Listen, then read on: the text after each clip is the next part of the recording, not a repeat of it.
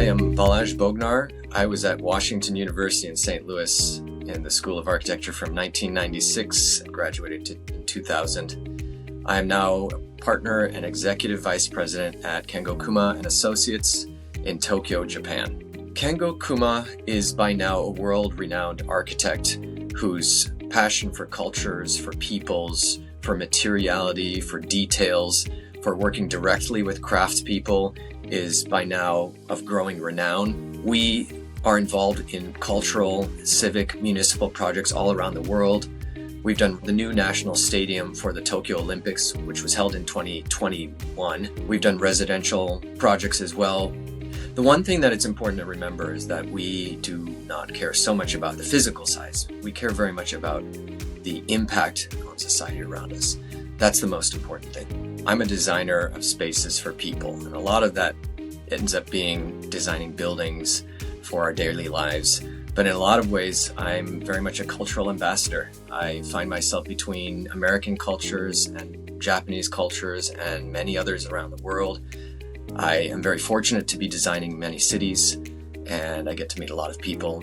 It was, I believe, in 2006 where I had questioned whether I was doing the things that I really wanted to do. I had a very long-standing history through my father and through my parents who met in Japan in the 1970s. And so for me, it was almost a cultural safe haven. And I came back here on a whim and I said, I'm 28 and I would really like to just give something a try. And so what I ended up doing was I applied for a number of offices around the world.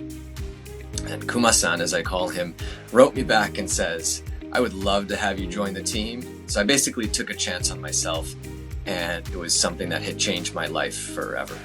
I love to think of myself as being in service to society, and the way that I do that happens to be by design and aesthetics and solving certain things that are maybe invisible to most people day to day.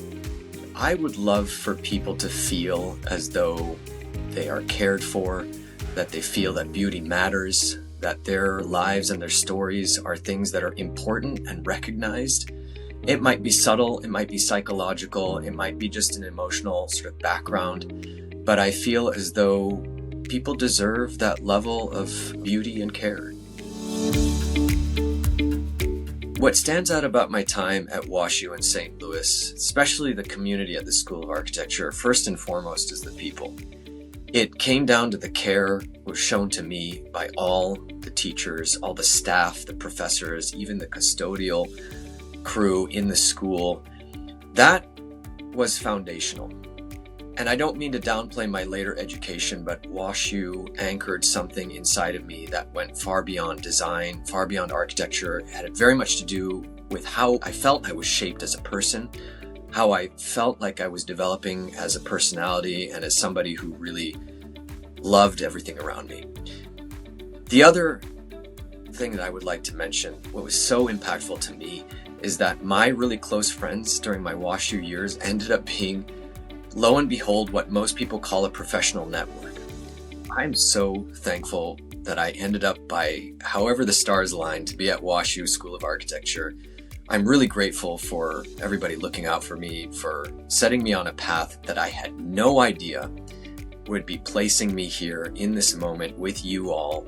I realize it's a place of privilege and good fortune, but it's also the culmination of decades of doubting myself, of overcoming that and building incremental kind of comfort level, if not confidence.